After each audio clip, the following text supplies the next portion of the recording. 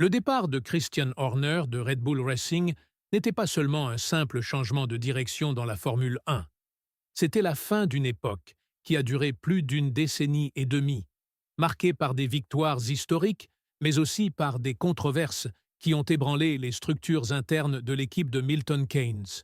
Et maintenant, Laurent Mekies prend la tête de Red Bull Racing sans même connaître les véritables raisons qui ont conduit à la démission de son prédécesseur.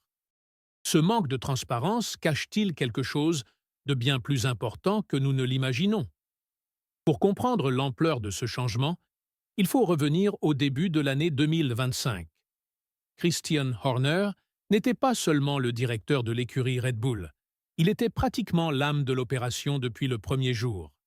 Sous sa direction, l'équipe a remporté des titres historiques et s'est imposée comme l'une des principales forces de la Formule 1. Max Verstappen, quadruple champion du monde actuel, a grandi et s'est développé sous la tutelle de Horner, créant un partenariat qui semblait indestructible.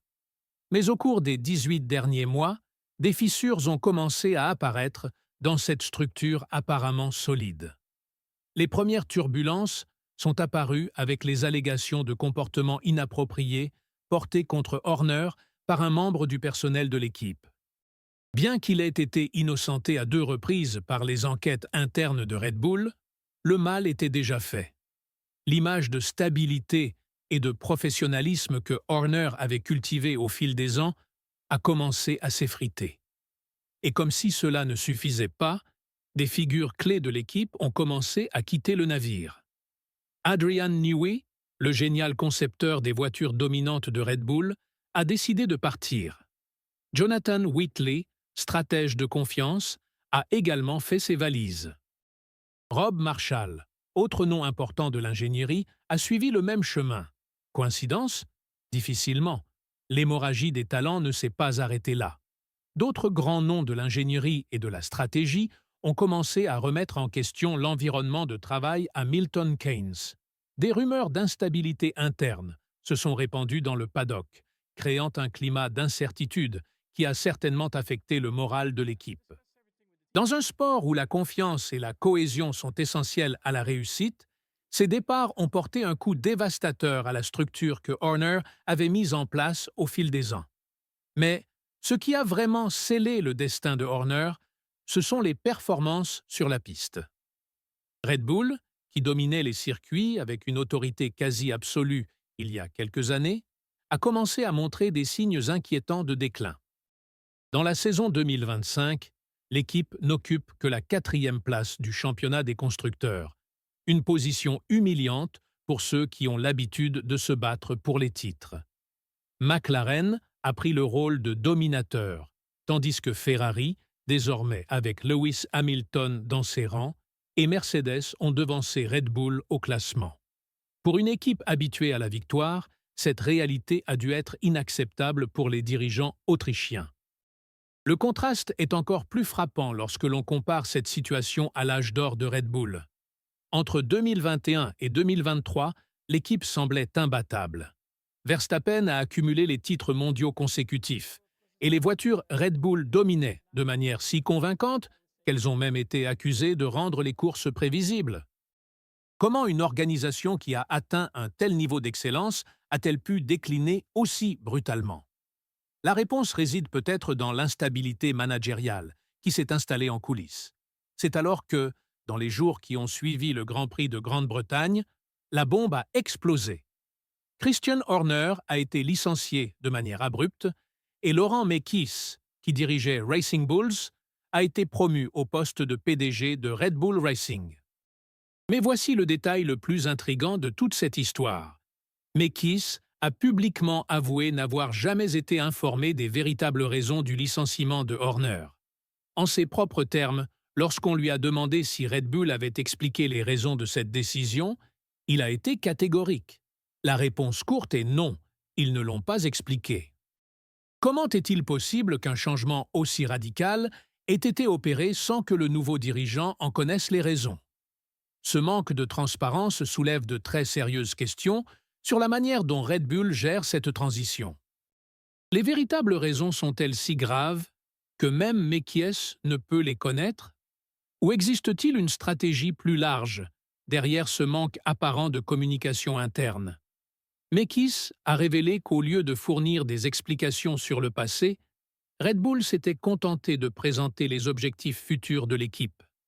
Selon lui, la priorité est désormais de garantir une concentration optimale et d'éviter les goulots d'étranglement à tous les niveaux de l'entreprise.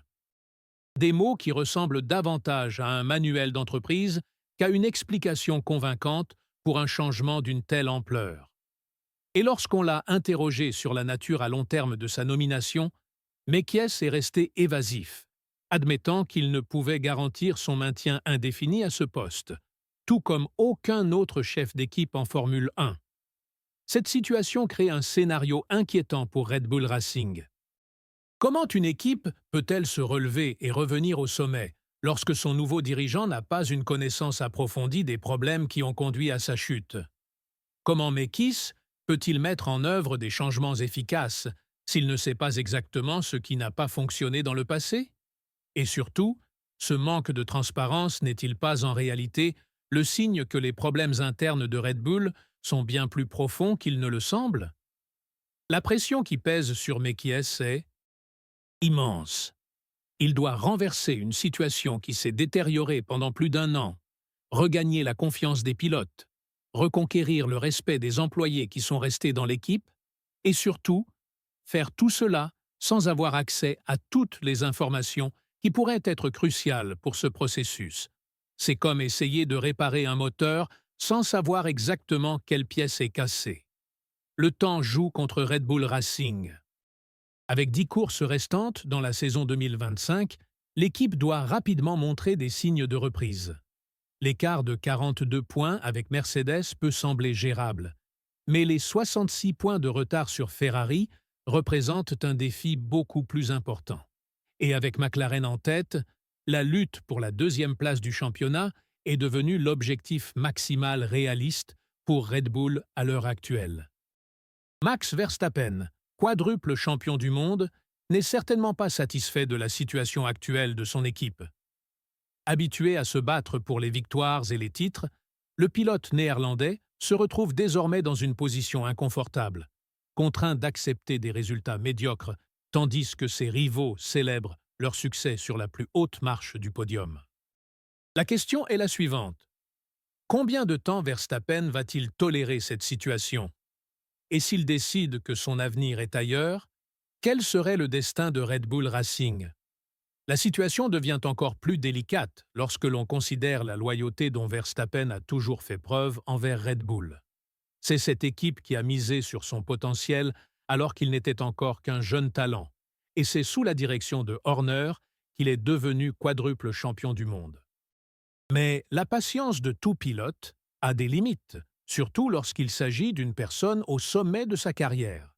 Si Red Bull ne parvient pas à proposer une voiture compétitive au cours des prochaines saisons, il ne serait pas surprenant de voir Verstappen explorer d'autres options sur le marché. Le départ de Christian Horner marque la fin d'une époque dorée pour Red Bull Racing, mais pourrait également représenter le début d'une période encore plus difficile. Laurent Mekies a hérité d'une équipe en crise, de collaborateurs démotivés, d'une voiture incapable de rivaliser au plus haut niveau, et pour couronner le tout, il n'a pas été informé des véritables raisons qui ont conduit à cette situation. Si Mekies parvient à renverser la vapeur et à ramener Red Bull au sommet de la Formule 1, il restera dans les mémoires comme l'homme qui a sauvé l'une des équipes les plus importantes de la catégorie. Mais s'il échoue, nous assisterons peut-être au déclin définitif d'une puissance qui a déjà dominé ce sport. Qu'en pensez-vous? Red Bull Racing parviendra-t-elle à se remettre de cette crise, ou les problèmes internes sont-ils trop profonds pour être résolus rapidement? Donnez votre avis dans les commentaires, et n'oubliez pas de vous abonner à la chaîne pour suivre tous les coulisses de la Formule 1 que vous ne voyez nulle part ailleurs.